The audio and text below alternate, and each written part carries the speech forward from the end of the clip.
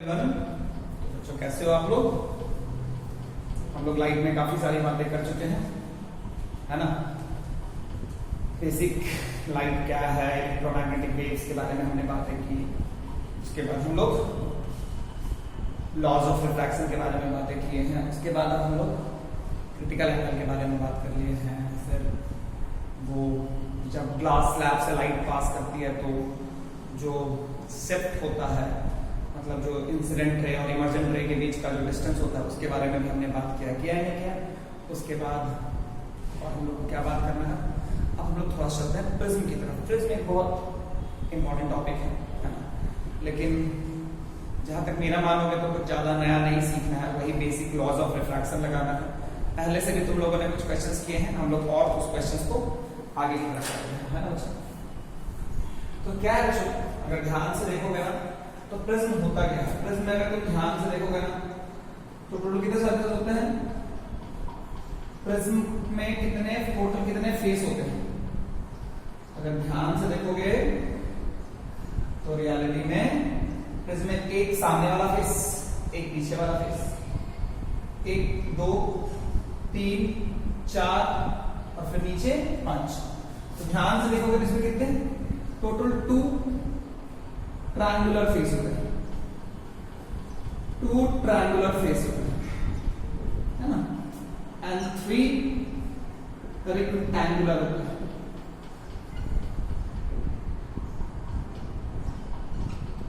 तो 2 triangular face होता है और 3 रेक्टेंगुलर फेस होता है। होता है नहीं होता है?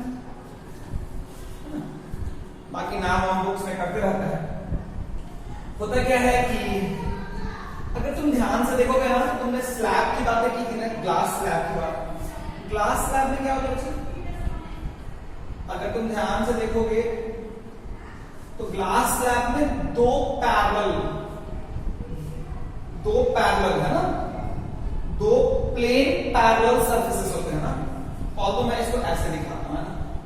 हम लोग इसको ऐसे करके लाइट रेंज यहां पे आई है, फिर यहाँ पे ऐसे है, फिर ये यहाँ पे ऐसे है ना। इसके बारे में हमने बात कर रखी है और हमें बता रखा है कि अगर ये μ1 है और अगर यहाँ पे भी μ1 है तो angle of I is equal to angle of R, angle of I is equal to angle of E होगा। तुम अगर ध्यान से देखोगे तो ग्लास स्लैब में क्या होता है, 2 ग्लास स्लैब है, एक साइड से लाइट रे एंटर की, दूसरे साइड से लाइट रे इमर्जेंट की। अब अगर तुम ध्यान से देखोगे, एक साइड से लाइट रे एंटर की, दूसरे साइड से लाइट रे इमर्ज की। तो अगर मैं इसको अगर ध्यान से देखूंगा तो इसके बारे में हमने काफी सारी बातें कर रखी थी। तो वहां पे भी क्या था, 2 प्लेन सरफेस था, बट दोनों के बीच में क्या था, 2 प्लेन सरफेस था। यहां पे भी क्या है, 2 प्लेन सरफेस है, 2 प्लेन सरफेस है। लेकिन अगर मान लो लाइट रे यहां से एंट्री और यहां से अगर आउट करती है, तो इस वाले केस में और ग्लास स्लैब के केस में क्या बेसिक डिफरेंस है। इसमें भी ये वाला सरफेस प्लेन है और ये वाला भी सरफेस प्लेन है। इसमें ये वाला सरफेस प्लेन है, ये वाला भी सरफेस प्लेन है। तो आखिर अंतर क्या है, दोनों में अंतर क्या है। तो दोनों में अगर अंतर की बात देखोगे बच्चा, इसमें क्या है कि 2 प्लेन सरफेसेस पैरेलल, और इसमें जो 2 प्लेन सरफेसेस है वो किस पे है, एंगल पे है। तो रियलिटी में मैंने ग्लास स्लैब को ऐसे 2D में दिखाया था। ग्लास स्लैब में ऐसे मैं 2D में दिखाऊं तो वैसे ही प्रिज्म का रिप्रेजेंटेशन 2D में ऐसा होता है, जहां पे लाइट रे ऐसे इनकी और ऐसे है ना, जो भी है बीच में ऐसा होगा। तो लाइट रे ऐसे इनकी, फिर ऐसे किया, ऐसे चला गया। तुम अगर ध्यान से देखोगे ना बच्चों, बहुत ध्यान से, बहुत प्रेम से अगर आप ध्यान से देखोगे तो ग्लास स्लैब एंड प्रिज्म में अगर लाइट के पर्सपेक्टिव से बेसिक डिफरेंस देखोगे तो वहां पे 2 प्लेन सरफेसेस पैरेलल थे। यहां पे 2 प्लेन सरफेसेस क्या है, एक एंगल पे। तो प्रिज्म और ग्लास स्लैब में बाकी आर्किटेक्चरल डिफरेंसेस हैं, लेकिन हमारे लिए लाइट के पर्सपेक्टिव में अगर देखोगे तो वहां पे प्लेन सरफेसेस पैरेलल थे, यहां पे plane surfaces at an angle है। इसे अगर तुम ध्यान से देखोगे ना, मैं तुम्हें थोड़ी देर बाद अगर बताऊं या मैं अभी भी बता सकता हूं कि मान लो अगर ऐसा एक प्रिज्म है, लाइट सरफेस अगर ऐसे इन करे, अगर यहां से इन करे, अगर यहां से इन करे और यहां से आउट करे, मतलब अगर इस सरफेस से घुसे और इस सरफेस से निकले, तो रियलिटी में ये प्रिज्म नहीं है, ये क्या हो जाएगा? एक ग्लास स्लैब का ही कॉन्सेप्ट है। कैसे कैसे कैसे मेरी बात सुनो। ऐसे अगर मैं ध्यान से देखूं तो ऐसे और ऐसे, ऐसे और ऐसे, इधर से घुसा इधर से निकला, तो ये वाला प्लेन सरफेस और ये वाला सरफेस, अगर तुम ध्यान से देखोगे तो ये ट्रायंगुलर सरफेस और ये ट्रायंगुलर सरफेस आपस में क्या है? पैरेलल ही तो है ना। ये ट्रायंगुलर सरफेस और ये ट्रायंगुलर सरफेस आपस में क्या है? Parallel. They are what? They are parallel. They are what? They are parallel. तो अगर मान लो एक ट्रायंगुलर सरफेस से इन करे और दूसरे ट्रायंगुलर सरफेस से आउट करे, तो क्या रियलिटी में वहां पे हम, वो भले ही प्रिज्म है लेकिन लाइट का जो बिहेवियर होगा वो एक बिल्कुल ग्लास स्लैब जैसा होगा।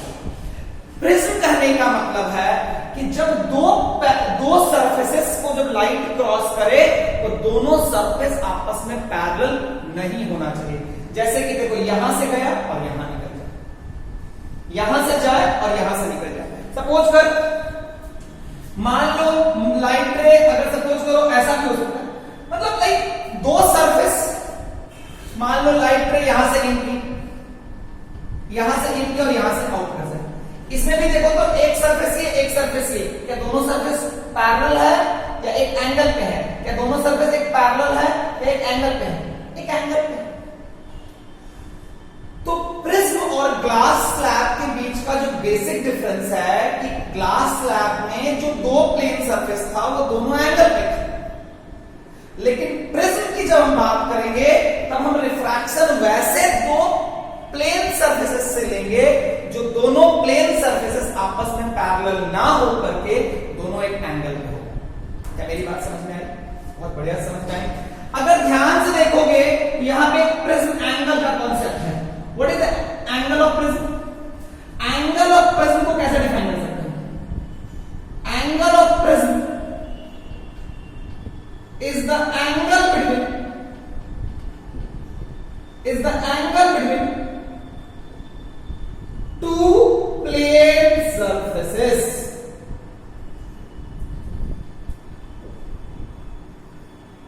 Two plane surfaces. Angle of prism is the angle between two plane surfaces. मतलब अगर लाइट यहां और यहां से पास की है तो इन दोनों प्लेन के बीच का जो एंगल है वही क्या कहलाएगा? Angle of prism. क्या मेरी बात समझ में आई क्या? जैसे अगर मान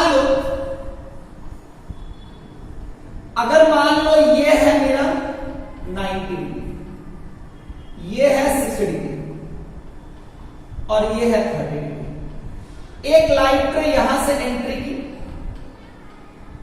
और यहां से आई, तो तुम बताओ तो तुम्हारे लिए एंगल ऑफ प्रिज्म क्या होगा? Angle of prism will be, angle of prism क्या होगा? Angle of prism will be, पहला ऑप्शन 90 डिग्री, दूसरा ऑप्शन 60 डिग्री, तीसरा ऑप्शन 30 डिग्री एंड चौथा ऑप्शन नन ऑफ दीज।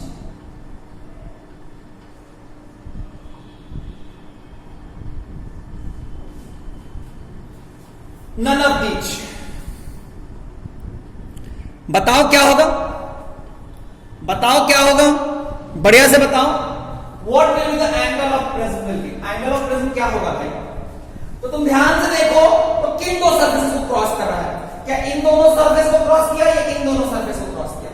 इन दोनों सरफेस को क्रॉस किया या फिर इन दोनों सरफेस को क्रॉस किया? इसको और इसको। तो मैंने क्या बोला है? Angle of prism is the angle between two plane surfaces. इसको और कंप्लीट कर दो। थ्रू विच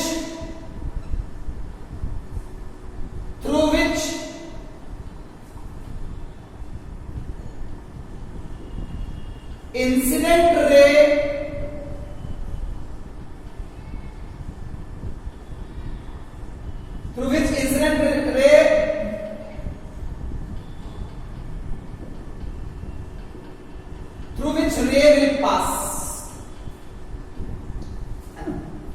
तो यहां पे क्या हो गया, इससे एंटर किया, इससे निकला, ultimately 60 degree, 60 degree. Angle of prism will be how much, 60 degree. Angle of prism will be how much, 60 degree. Is it clear, is it clear? तो did you get the basic difference between glass slab and prism? Prism में भी दो surface से light cross कर रहा है, glass slab में भी दो सरफेस से लाइट क्रॉस कर रहा है, लेकिन एक में जो ग्लास स्लैब, एक में जो है उसमें भी दोनों सरफेस प्लेन है, प्रिज्म में भी दोनों सरफेस प्लेन है, लेकिन प्रिज्म में जो दोनों पैरेलल, दोनों प्लेन सरफेस है वो पैरेलल नहीं है। अब पहला क्वेश्चन से बेसिक, अगर मान लो मैं तुम्हें दे दूं, मान लो मैं तुम्हें दे दूं, ऐसे क्वेश्चन तुमने पहले भी किए थे ना बच्चों, कि मान लो नॉर्मल, एक बात ध्यान रखना, ये ऐसा है तो नॉर्मल ऐसे ही होगा ना बच्चा। नॉर्मल हमेशा सरफेस से कितना एंगल बनाता है, 90। नॉर्मल हमेशा सरफेस से कितना एंगल बनाता है, 90 डिग्री। अब क्या है बच्चा,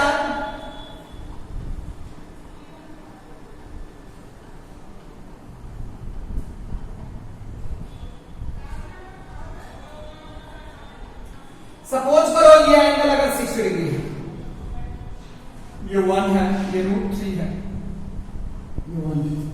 मान लो ये एंगल भी क्या है, 60 डिग्री। अब आपको क्या बताना है, देखो ध्यान से तुम देखोगे तो ये रे ऐसे जाती, ये रे ऐसे जाती, लेकिन क्या गई, क्या नहीं। इस सरफेस से पहले, इस बाउंड्री के पहले रिफ्रैक्टिव इंडेक्स 1 है, इस बाउंड्री के बाद रिफ्रैक्टिव इंडेक्स √3 है, तो ये ऐसे जाती, लेकिन गई भी नहीं, गई नहीं। क्या हो गया, बेंड हो गया, किधर, नॉर्मल के तरफ या नॉर्मल से रे? तो देखो तो ये रेयर है ना, नॉर्मल के तरफ। नॉर्मल इस रे के लिए, इस इंसिडेंट रे, अगर रे ऐसे जाती तो नॉर्मल किधर है ना भाई, तो नॉर्मल के तरफ, मतलब रे ऐसे चली गई।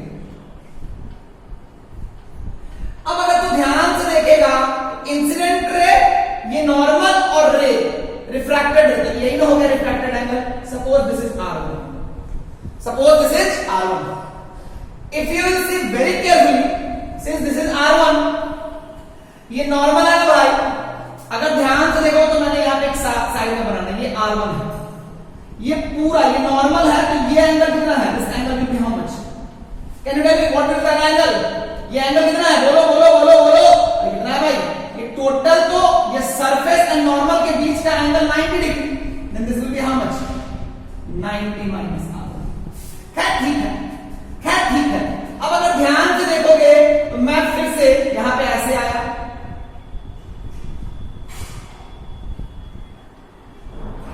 अब अगर देखोगे तो ये जब रे वापस यहां से यहां जाएगी, जब रे वापस यहां से यहां जाएगी तो फिर से एक रिफ्रैक्शन होगा, तो नॉर्मल के साथ रे का जो एंगल है, इस एंगल को क्या मान लिया, R2। ये रे इस सरफेस के लिए क्या हो गया, ये रे इस सरफेस के लिए क्या हो गया, इंसिडेंट रे हो गया, तो ये ऐसे जाता, ये ऐसे जाता, गया कि नहीं गया, गया कि नहीं गया, नहीं गया। एक्चुअली क्या हो गया, बेसिकली बाउंड्री जो था, इसके अंदर एक अलग मीडियम शुरू हो गया, तो नॉर्मल की तरफ जाएगा, नॉर्मल से आगे, नॉर्मल से आगे, तो बेसिकली ऐसे। तो ये रिफ्रैक्टेड रे है और ये नॉर्मल है, ये रिफ्रैक्टेड रे है और ये नॉर्मल। ये लाइन तो मैं बनाता हूं भाई कि जाती, गई नहीं। तो ये कितना हो गया, कितना हो गया भाई, E हो गया। अब मैं तुझसे पूछूं R1 का value, value of R1, find out value of R1, find out value of R1। पहला क्वेश्चन, व्हाट R1 क्या है, option A 30 degree, option B 45 degree, option C 60 degree, option D none of these.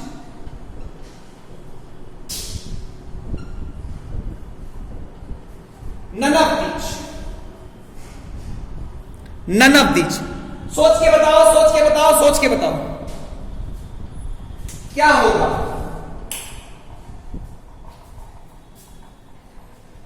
ध्यान से देखो तो R1 निकालने के लिए मुझे स्नेल लॉ का इक्वेशन लगाना है। क्या करता है, 1 into sin of 60 degree equal to what? Root 3 into sine of r1. So sine 60 is how much? Root 3 by 2. So root 3 into sine of r1. Is it clear? Root 3 cut गया.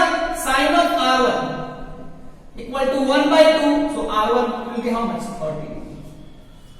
So which of the option is correct? 30. Clear है क्या? अब तुमसे अगर मैं बोलूं r2, अब तुमसे मैं बोलूं r2, तो ऑप्शन ए है 45, ऑप्शन बी है 30, ऑप्शन सी है 60, ऑप्शन डी है नन ऑफ दीज. कैसे निकालोगे भाई r2? देखो तो वीडियो को पॉज करके पहले बना लो. r1 देखो तो 30 आया. अगर ये 30 है तो ये 30 है तो ये एंगल कितना हो जाएगा? ये angle, this angle will be how much? Since this is 30, this will be how much? 60. Since this is 60, ये ट्रायंगल हो गया. This will also be how much? 60. ये पूरा एंगल देखिए, नॉर्मल और सरफेस के बीच का एंगल 90 होता है. तो ये 60 है तो ये एंगल कितना हो जाएगा? 30. तो R2 will also be what? R2 will also be 30. Now you know 30. इस सरफेस के लिए देखोगे तो ये तुम्हारा एंगल ऑफ इंसिडेंस है. This is what? Angle of incidence. Normal and रे के बीच का एंगल ऑफ इंसिडेंस है. सो R2 निकल गया. How will we find E? तो for that root 3 into what? Sine of 30 equal to 1 into sine of E. ध्यान से देखो तो root 3 into 1 by 2 is equal to 1 into sine of E. तो क्या हो जाएगा? Sine of E is how much? Root 3 by 2. E equal to 60 degree. Clear? E is how much? E is how much? 60 degree. तो तुम्हें ये बात समझ में आना चाहिए कि अगर मैं तुम्हें एक प्रिज्म का क्वेश्चन दे दूं, 1 दे दूं, रूट 3 दे दिया, 1 दे दिया, 60 डिग्री दे दिया, तो R1, R2 और E निकालने आना चाहिए. R1, R2 और E के बीच का एंगल निकालने आना चाहिए. क्लियर है क्या? क्लियर है क्या? क्या मैं मिटा दूं? क्या मैं मिटा दूं? बोलो. चलो.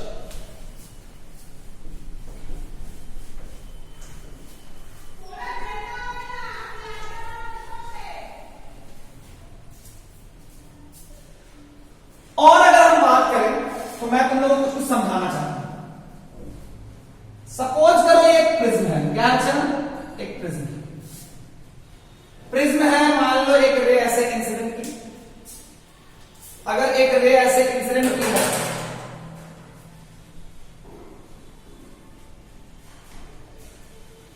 ये अगर आई है, ये ऐसे जाता गया नहीं. ये मान लो एयर है, ये एयर है, ये प्रिज्म है और ये भी एयर है. सपोज करो तो ये एयर है, ये प्रिज्म है, तो ये डेंसर है. तो नॉर्मल की तरफ, ये नॉर्मल से रे, नॉर्मल के तरफ. तो नॉर्मल इस रे के लिए नॉर्मल किधर होगा? इधर होगा. ऐसे. This is R1. अब सपोज करो यहां पे जब रे इंसिडेंट की है तो नॉर्मल ऐसा होगा. This is what? R2. ये ऐसे जाता, ये ऐसे जाता, गया कि नहीं गया? नहीं गया. ये ऐसे जाता. ये पूरा कितना हो गया? E. नॉर्मल और रे के बीच का एंगल कितना है? E. अब अगर ध्यान से देखोगे तो क्वेश्चन है which of the statement is true? Which of the statement is true?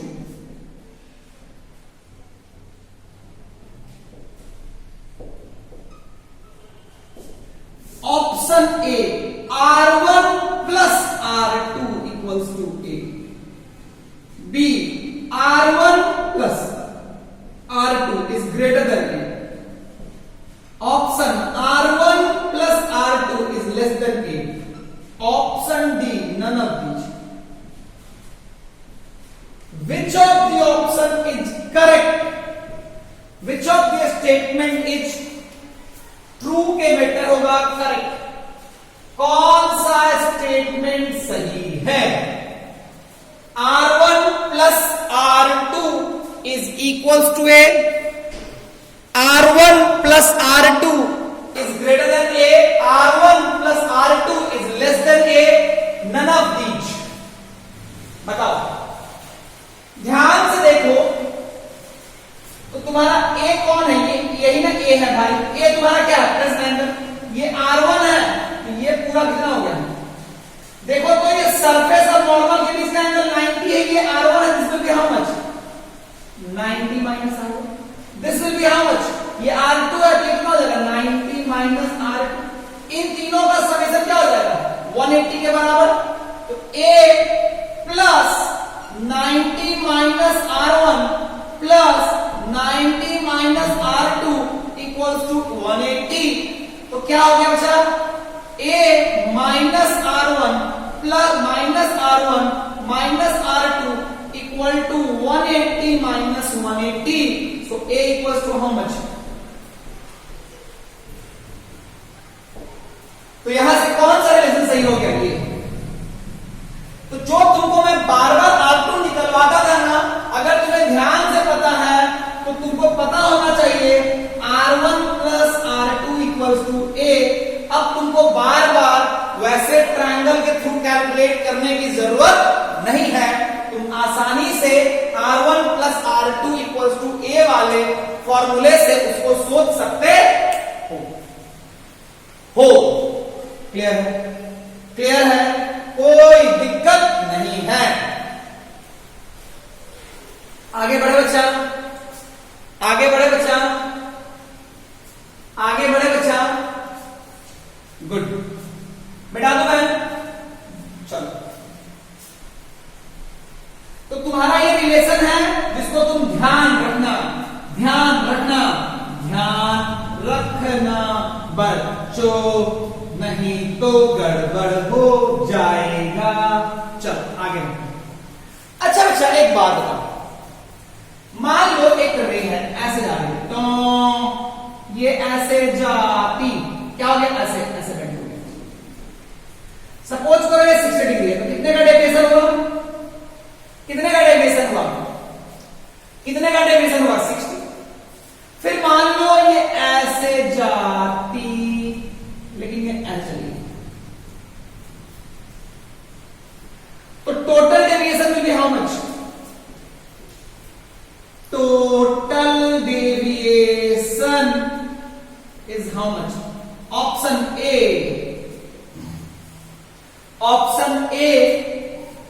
50 degree, option B 60 degree, option C 70 degree, option D 10 degree. Total deviation, total deviation तो 50, 60, 70, 10 कौन है सही, ध्यान से देखो। 10 होगा क्या, नहीं, पहले किधर घूमा, देख तो पहले देखो किधर क्लॉकवाइज, फिर किधर क्लॉकवाइज, दोनों क्लॉकवाइज, तो जोड़ दो 60 प्लस 10 कितना होता है 70। अब अगर ध्यान से देखोगे, मान लो ऐसा होता, ये ऐसे जाता, ये ऐसे जाता, तो मान लो ये 70 डिग्री है, फिर ये ऐसे चला जाएगा। इस क्वेश्चन के लिए बताओ total deviation. Option A 50, option B 70, option C 20, option D 9। कौन सा सही है, कौन सा सही है, बोलो बच्चों। मेरे को सब पढ़ा लिया, देख पहले किधर घुमा है, पहले क्लॉकवाइज फिर एंटी क्लॉकवाइज, तो पहले 70 clockwise then 20 anti clockwise. So ultimately 70 minus 20 plus होगा या माइनस होगा, ऑब्वियसली माइनस होगा। So which one answer is correct. ये ध्यान रखना कि अगर सेम सेंस में अगर घूम रहा है तो टोटल जोड़ते चले जाओ, इंडिविजुअल डेविएशन को सिर्फ ऐड करते जाओ। अगर अपोजिट सेंस में घूम रहा है तो इंडिविजुअल डेविएशन को एडिशन की जगह सब्सट्रैक्ट करो।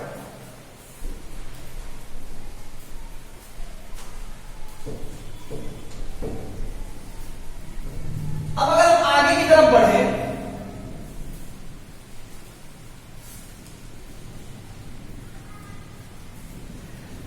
तो तुम अगर ध्यान से देखोगे, प्रिज्म की बात करते हैं, प्रिज्म की बात करते हैं। प्रिज्म में क्या हो बच्चा, ऐसे एक रे आई आई आई आई आई आई आई, ये आई, ये ऐसे जा गई नहीं, ये ऐसे चली गई। क्या ये डेविएट की कि नहीं की? ये एंगल कितना है? आर। ध्यान से देखो तो ये ऐसे था, ऐसे चला गया, ठीक है। ये एंगल अगर आई है और अगर ये R1 है तो ये पूरा एंगल कितना होगा? अगर ये आई है तो ये भी आई है, ये R1 है तो ये कितना हो गया? I minus R। खैर तुम्हें निकालना है, इसको मैं बताऊंगा नहीं, तुम्हें खुद बनाना है। तुम लोग गड़बड़ कर दोगे। एक बार तुम लोग पहले खुद बनाओ, क्योंकि जब तक तुम लोग गलती नहीं करते हो सीखने का नाम है नहीं। फिर देखो ये रे इंसिडेंट की ऐसे R2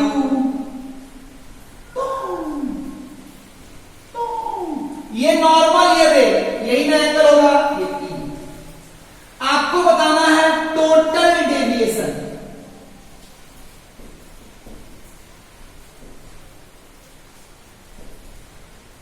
डेल्टा, ऑप्शन ए, ये कितना है? Option A I plus E plus A, option B I plus E minus A, option I minus E plus A, option D I minus E minus E. None of these, none of these. बोलो, ये आई इस ऊपर देना पड़ेगा ना, तुम लोग समझ लोगे एल है। गुड। टोटल डेविएशन को हम लोग किससे इंडिकेट करते हैं? ऐसे ऐसे डेल्टा से। मतलब टोटल डेविएशन के लिए सिंबल यूज क्या करना है? डेल्टा।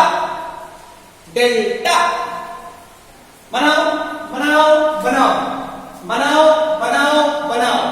ध्यान से सुनो, ध्यान से सुनो, समझना पहला बार क्या होगा। ये ऐसे पहला बार कैसे देखें? ये आई है ना, ये अगर आई है तो ये भी कितना है? आई। ध्यान से देखो तो ये रे ऐसे गई ना, ये रे ऐसे गई ना, ये कितना है? ये अगर R1 है तो this will be how much? अरे बाबा ये अगर आई है, ये R1 है तो ये कितना हो गया? I minus R। तो पहला बार क्या हुआ? पहला बार डेविएशन, पहला डेविएशन डेल्टा 1 कितना होगा? I minus R1। Clockwise anti clockwise, clockwise. Is it clear? Yes sir, yes sir, yes sir, समझ में आ गया सर, ओके सर। नेक्स्ट देखते हैं, ये रे ऐसे जा रही थी, ये जा रही थी, गई नहीं गई। ये कितना हो गया बच्चा? ये हो गया R2। ये कितना हो गया? R2। ये चला गया ऐसे, ये R2 है और ये भी कितना है? R2। ध्यान से देख, ये पूरा एंगल कितना है? ये पूरा एंगल नॉर्मल और रे के बीच का एंगल कितना है? E। तो अगर ये E है, इस लाइन से ये एंगल कितना हो जाएगा? E minus R। कितना हो जाएगा? कितना हो जाएगा? कितना हो जाएगा? E minus R। तो ultimately delta 2 will be how much? देखो तो कैसे घुमा, रे ऐसे तो ऐसे तो क्या हो जाएगा? E minus R2। Clockwise, clockwise और एंटी क्लॉकवाइज, क्लॉकवाइज। तो टोटल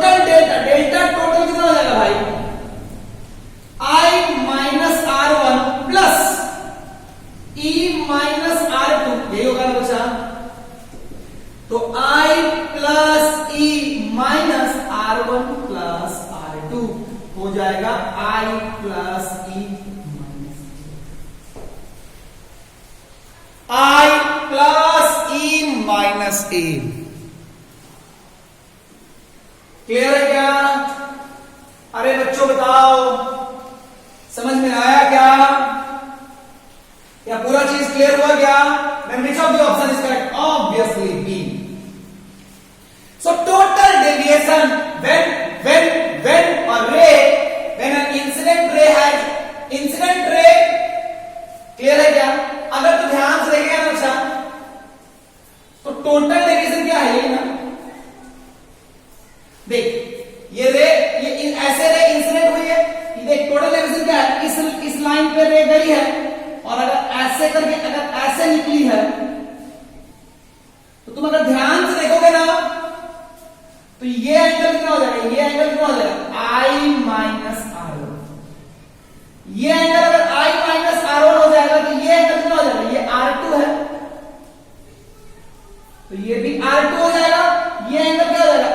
E माइनस R2, तो ये E माइनस R2 हो जाएगा और ये भी क्या हो जाएगा? E minus R2। ध्यान समझना, देखो ये दोनों के बीच का एंगल ये ना E माइनस R2, ये I माइनस R1, ये E माइनस R2, ये कितना हो जाएगा? Sum of two interior angle is exterior angle, तो कितना हो जाएगा? यही ना तुम्हारा डेल्टा है, यही तुम्हारा टोटल डेल्टा है। क्योंकि तुम इस लाइन पे जा रहे थे, इस लाइन पे चले गए, इस लाइन पे जा रहे थे, इस लाइन पे चले गए, इस लाइन पे जा रहे थे, इस लाइन पे चले गए, इस लाइन पे जा रहे थे, इस लाइन पे चले गए, तो यही डेल्टा क्या है? I minus R1 plus E minus R2। So total deviation will be how much? I plus E minus A. So what is the total deviation? I plus E minus A. Is it clear? Is it clear? कोई दिक्कत वाली बात नहीं है क्या? मेरी बात समझ में आई क्या? हाँ ना बोलो। अच्छा, तो चलो अभी तक हम लोगों ने प्रिज्म में क्या क्या पढ़ा उसको एक बार समराइज कर लेते हैं। प्रिज्म में क्या क्या पढ़ा उसको समराइज कर लेते हैं। अरे क्या?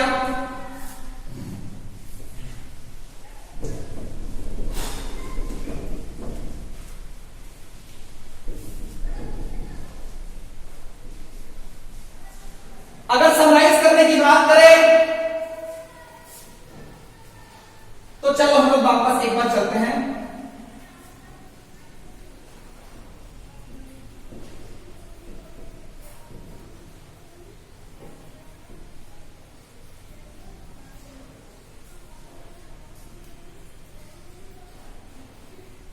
ये हो गया I, ये हो गया R1,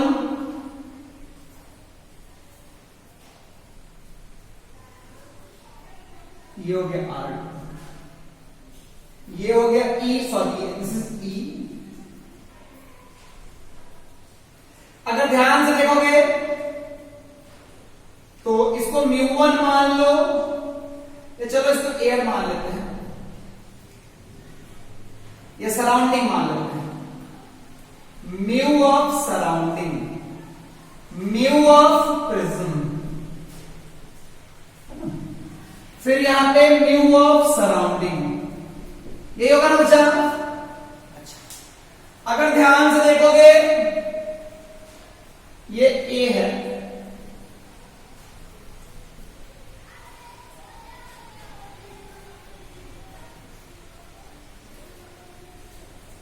ये कितना है बच्चा? ये है तुम्हारा डेल्टा, यही ना? इस लाइन पे ऐसे जाके जो था ना,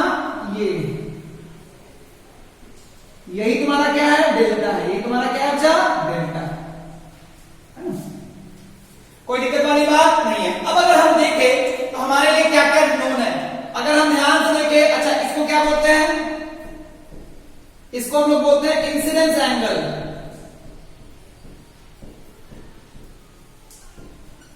इसको हम लोग बोलते हैं इंसिडेंट रे।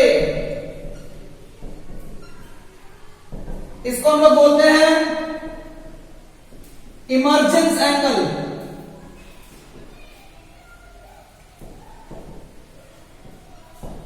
इसको हम लोग बोलते हैं इमर्जेंट रे। अगर ध्यान से देखोगे तो क्या क्या लगा सकते हो? पहला चीज mu of surrounding, mu equal to mu of prism into sine of R1। एक इक्वेशन यहां से, फिर mu of prism into sine of R2 equal to mu of surrounding into sine of B। ये इक्वेशन 1, ये equation 2। उसके बाद R1 plus R2 equals to A। उसके बाद delta equals to I plus E minus A। Delta equal to I plus E minus A। Clear है बच्चा? ये सारी बात तुम्हें पता होनी चाहिए। प्रिज्म की इतनी बात रात के 12 बजे भी तुम्हें याद होना चाहिए। क्लियर है क्या? कोई दिक्कत वाली बात नहीं है, मिटा दूं मैं? चलो, बहुत बढ़िया। अब हम लोग थोड़ा सा बात और करते हैं, थोड़ा सा बात हम लोग और करते हैं। क्या करते हैं?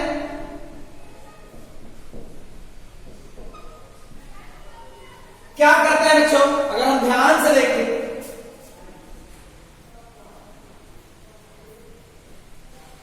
चलो मान लो बच्चे, एक बात समझना, मान लो मेरी बात समझना।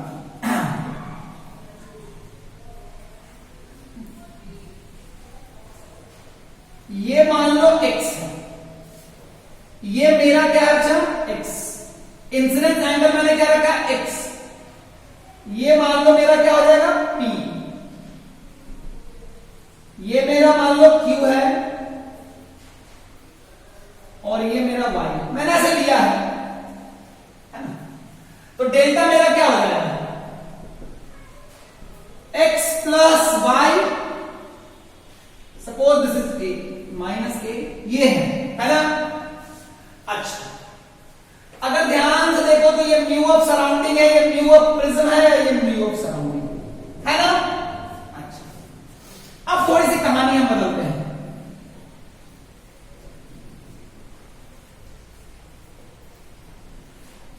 कहानी मेरी ये कहती है, मेरी बात समझना। मैंने ये y ले लिया है, तो जब ये y मैंने लिया है,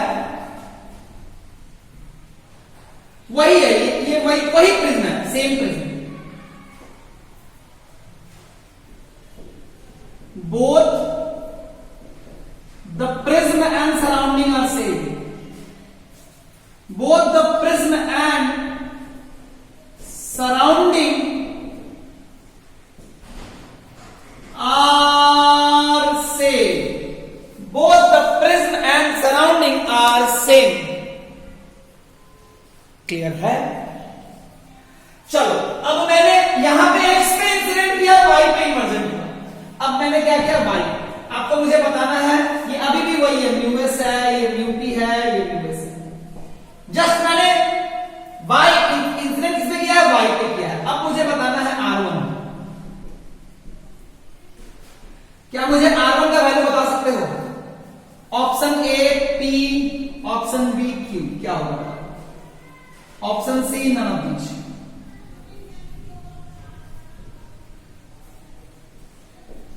ऑप्शन ए है P, ऑप्शन बी है Q, ऑप्शन सी है नन ऑफ दीज। तुम देखो तो क्या लगाओगे? म्यू एस, यहां पे क्या लगाओगे?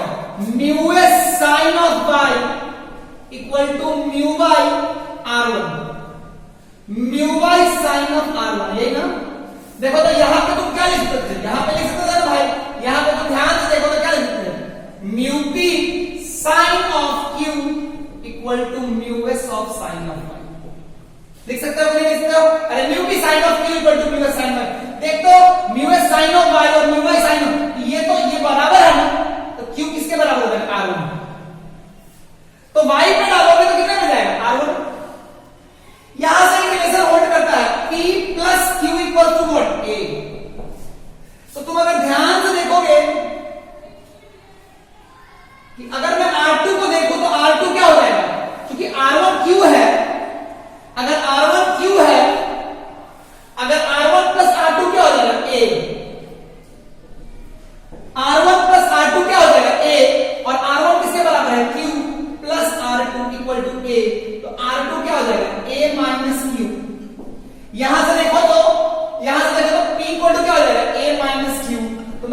सकता हूं ना R2 किसके बराबर होगा, P के बराबर होगा। R2 किसके बराबर होगा, P के बराबर होगा। अब अगर R2P होगा तो ये कितना होगा, ये E का वैल्यू कितना होगा, E का वैल्यू अगर तुम चाहो तो लिख सकते हो, कैसे लिखोगे, μs sin of x equal to μp sin of p। यहां पे तुम ध्यान से देखोगे तो μp sin of R2 p equal to μs sin of e, है ना। तो तुम देखो तो μs sin x equal to μs sin x equal to μp sin p, तो μp sin p बराबर है μs बराबर है, तो e किसके बराबर हो जाएगा, e बराबर हो जाएगा x के। तो अगर ध्यान से देखोगे तो x, तो डेल्टा कितना हो जाएगा, y plus x minus a। देखो तो ये और ये डेल्टा क्या है, सेम। ये और ये डेल्टा क्या है, सेम है। देखो तुम लोग बहुत बच्चों के साथ पता नहीं चल रहा मैं क्या कर रहा हूं, मैं ये एस्टैब्लिश करने की कोशिश कर रहा हूं कि अगर मैंने I x पे डाला तो y पे निकला, तो y पे डालूंगा तो किस पे निकलेगा, x। अगर इंसिडेंट रे x है और इमर्जेंट y है तो इंसिडेंट x होगा, इंसिडेंट y होगा, इमर्जेंट क्या होगा, x। ये बात तो था ही, लेकिन एक छोटा सा बात है, चुटपुटिया बात है। बड़ा बात क्या है, बड़ा बात देख तो कि अगर मैं x रखूंगा तो जो डेल्टा आएगा और y रखूंगा तो जो डेल्टा आएगा, दोनों ही डेल्टा बराबर है। यानी प्रिज्म में एक डेविएशन के लिए कितना इंसिडेंस एंगल पॉसिबल है, प्रिज्म में एक डेविएशन के लिए कितना डेविएशन पॉसिबल है, प्रिज्म में एक डेविएशन के लिए कितना इंसिडेंट एंगल पॉसिबल है। ध्यान से, x भी डालोगे तो जो डेविएशन आएगा, y जो डालोगे तो जो डेविएशन आएगा, दोनों क्या है, बराबर है। ये तुमको मैंने ये समझाने के लिए बोला था। मैं तुम्हें क्या सिखाना चाहता हूं, मैं तुम्हें सिखाना ये चाहता हूं कि अगर तुम ध्यान से देखोगे तो एक पर्टिकुलर डेविएशन के लिए, एक पर्टिकुलर डेविएशन के लिए, एक डेविएशन के लिए इंसिडेंट रे के कितने वैल्यूज पॉसिबल है, दो। देखो अगर मैंने x डाला तो डेविएशन क्या हुआ, x प्लस वाई माइनस ए। अगर मैंने y डाला तो डेविएशन क्या हुआ, y प्लस एक्स माइनस ए। ये और ये सेम है ना भाई, है ना। तो तुम अगर अगर अगर तुम प्रिज्म का ग्राफ, अगर तुम प्रिज्म का ग्राफ देखोगे ना, ये क्लियर है क्या, ये क्लियर है क्या, मैं मिटा दूं क्या। तो यहां से एक बात समझ में आता है कि फॉर अ डेविएशन, मतलब for one value of deviation, for one value of deviation there are two incident, there are two incidence angle. For one value of deviation there are two incidence angle. Clear है क्या, कोई दिक्कत वाली बात नहीं है क्या, मेरी बात समझ में आई क्या, क्या ढंग से मेरी बात क्लियर हुई क्या, अरे बोलो, अरे बोलो, कोई दिक्कत वाली बात नहीं है, मिटा दूं मैं, क्या मेरी बात क्लियर है क्या। तो एक डेल्टा के लिए कितना आई आएगा, दो। देख अगर मैं प्रिज्म में डेल्टा वर्सेस आई का ग्राफ आपके बुक में दिया हुआ है, ध्यान से देखो, ऐसा है, ध्यान से देखो, एक पर्टिकुलर वैल्यू ऑफ डेल्टा के लिए कितना है, देख दो आई है ना। अगर मैं आई की बात करूं तो कितना आई मिल रहा है, एक I1 और एक I2। एक डेल्टा के लिए, एक डेल्टा वन के लिए, डेल्टा वन के लिए कौन कौन सा इंसिडेंस एंगल हुआ, I1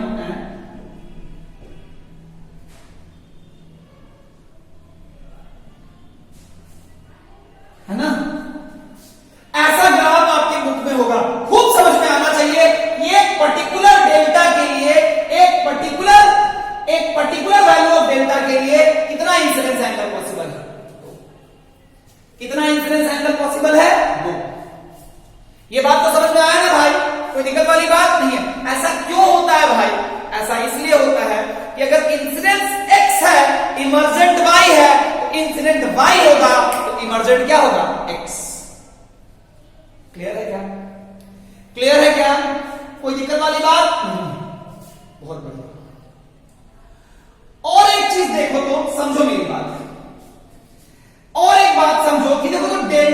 ग्राफ ग्राफ रटना है तुम्हें, ध्यान से देखो तो ये तुम्हारा क्या है, डेल्टा मिनिमम, ये सबसे तुम्हारा मिनिमम है। मिनिमम डेल्टा के लिए कितना आई निकल रहा है, एक मिनिमम, ये डेल्टा मिनिमम है। मिनिमम डेल्टा पे जैसे बाकी किसी भी डेल्टा पे ग्राफ कितना जगह कट कर रहा है, 2 जगह। बाकी किसी भी डेल्टा पे 2 आई निकलेगा, लेकिन delta for delta minimum from graph from graph from graph from graph for delta minimum only one I is there। बाकी डेल्टा के लिए 2 आई, लेकिन डेल्टा मिनिमम के लिए 1 आई। ये डेल्टा मिनिमम के लिए 1 आई, इसका मतलब क्या है? तो देखो तुम्हें पता है ना कि x पे डालने पे y आएगा और y पे डालने पे x आएगा। x पे इंसिडेंट पे y इमर्जेंट, तो y इंसिडेंट पे x इमर्जेंट, लेकिन डेल्टा मिनिमम के लिए कितना आई होगा, 1। इसका मतलब क्या होगा, इसका मतलब क्या होगा, incidence angle equal to emergent angle. For delta minimum only 1 I is there. ये तभी पॉसिबल है, it is possible, it is possible, it is possible only when angle of incidence equal to angle of emergence। क्योंकि अगर x और y अलग अलग हुआ, x और y अलग अलग हुआ तो डेल्टा के लिए 2 आई होना पॉसिबल है, लेकिन अगर एक ही आई है, इसका मतलब देखना, अगर x और y अलग हो जाएगा तो 2 इंसिडेंस पे 1 डेल्टा, लेकिन अगर एक ही इंसिडेंस है तो ये तभी पॉसिबल है जब आई और ई क्या होगा, बराबर। तो डेल्टा मिनिमम, मिनिमम डेविएशन कब अचीव करते हो, जब एंगल ऑफ इंसिडेंस और एंगल ऑफ इमर्जेंस क्या होता है, बराबर होता है। Angle of incidence angle of emergence क्या होता है, बराबर। यानी अगर ये आई नॉट है, इस केस में angle of I naught equal to angle of E naught. तो अगर मैं बोलूं condition for delta minimum, what is the condition for delta minimum?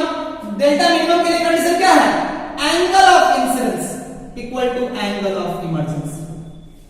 यानी डेल्टा मिनिमम इक्वल टू क्या होगा, आई प्लस ई माइनस ए, क्योंकि आई और ई बराबर है, 2i माइनस ए भी बोल सकते हो, 2i माइनस ए भी बोल सकते हो। ऑल्दो ये जो ग्राफ आपके बुक में दिया हुआ है ये पूरा सही नहीं है, लेकिन फिर भी आईसीसी में दिया हुआ है तो हमको लेना है। कुछ पार्ट गड़बड़ है, मैं बोलूंगा नहीं, लेकिन चलो थोड़ा बहुत गड़बड़िया है, ये मैंने बोल दिया, लेकिन आपको ज्यादा फर्क नहीं। क्या ग्राफ की पूरी बातें समझ में आ गई?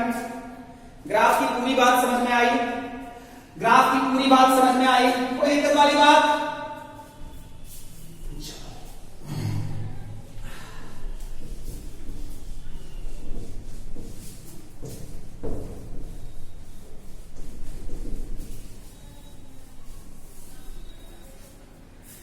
और अगर हम बात करें तो दिया हुआ है for a prism whose prism angle is 60 degree and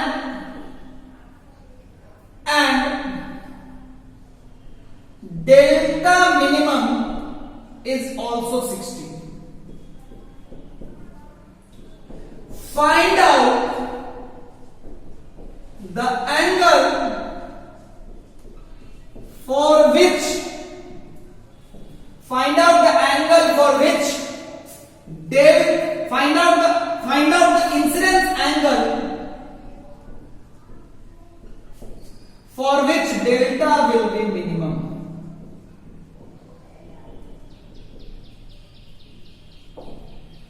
option A 60, option B 30, option B 70।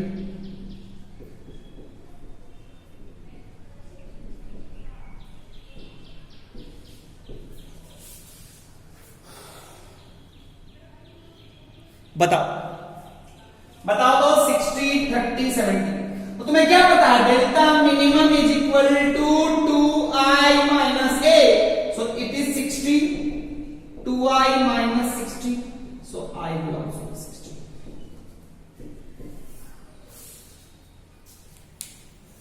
Clear है क्या? क्लियर है क्या? चलो, in the above question, in the previous question,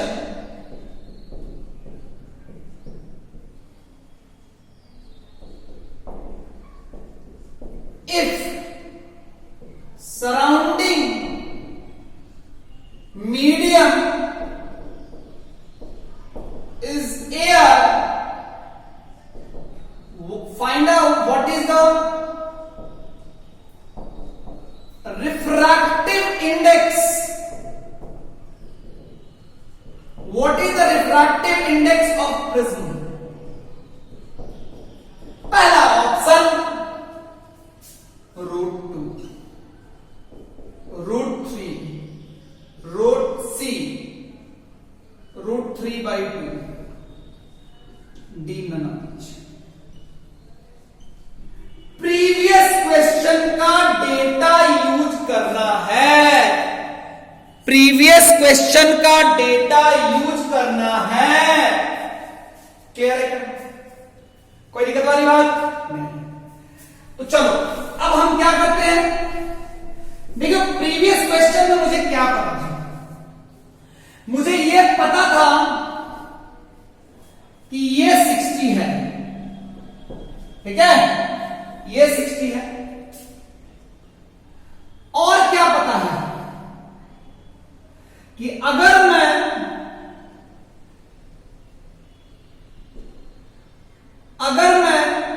I equal to 60 पे डालूंगा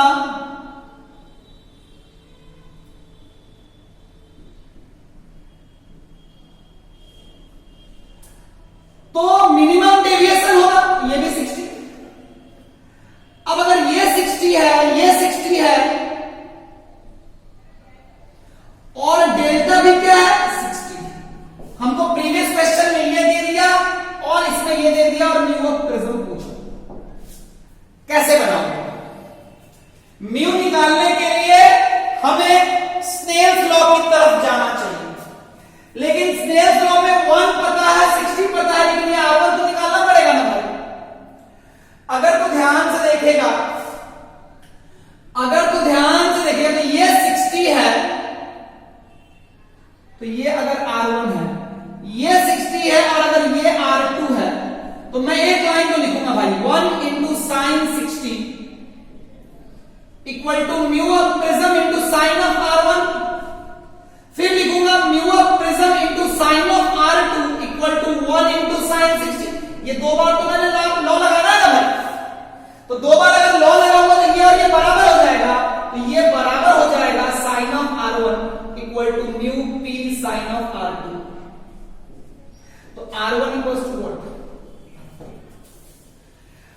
तो इसका मतलब है कि जब डेल्टा मिनिमम होता है, delta minimum then angle of I is equal to angle of E। दूसरा दिस इंप्लाइज ऑल्सो, क्योंकि अगर ये और ये बराबर होगा, ये और ये बराबर होगा, तो R1 equals to R2 and you know R1 plus R2 equals to A and R1 R2 बराबर हो जाएगा, तो क्या लिखते हो R1 2R1 equals to A, so R1 equals to A/2। तो ये R1 का वैल्यू कितना हो गया A/2, A कितना है 60/2 30। अब लगा दे 1 into sine 60 equal to mu of prism into sine 30। ध्यान से देखो तो म्यू ऑफ प्रिज्म कितना म्यू ऑफ प्रिज्म कितना आ गया बच्चा? √3। तो जब डेल्टा मिनिमम होता है तो आई और यू बराबर होता है, आई और यू बराबर होगा तो R1 R2 बराबर होगा, क्योंकि ये तो हमेशा होता है, लेकिन अगर ये हुआ तो R1 और R2 किसके बराबर हो जाएगा? A/2। क्या मेरी बात समझ में आई क्या? क्या मेरी बात समझ में आई क्या? तो देखो तो angle minimum angle of deviation देके तुमसे प्रिज्म का रिफ्रैक्टिव इंडेक्स भी निकलवा सकता है। और अगर मैं बात करूं तो मेरी बात समझना, मैं तुम्हें क्या बोलना चाहता हूं कि R1 equals to A/2, it is always valid. Option A true, option B false. ये हमेशा सही है या गलत है? इज ऑलवेज वैलिड, ट्रू या false? Is always valid, true या फॉल्स? अरे भाई ये कब वैलिड है? ये तभी वैलिड है ना भाई जब एंगल ऑफ डेविएशन क्या होगा? मिनिमम। मतलब उस इंसिडेंस एंगल के लिए जब एंगल ऑफ डेविएशन मिनिमम होगा तो R1 और R2 क्या होगा? है ना बच्चा? हम अगले क्लास में यहीं से शुरू करेंगे। आज के लिए इतना ही। आई होप कि आप लोगों को प्रिज्म समझ में आया होगा, थोड़ा थोड़ा ये क्लियर हुआ होगा कि बेसिक रिफ्रैक्शन को ठीक से इंप्लीमेंट करें, बाकी सब चीजें एक जगह से घूमती है ना? चलो टाटा बच्चा, बाय।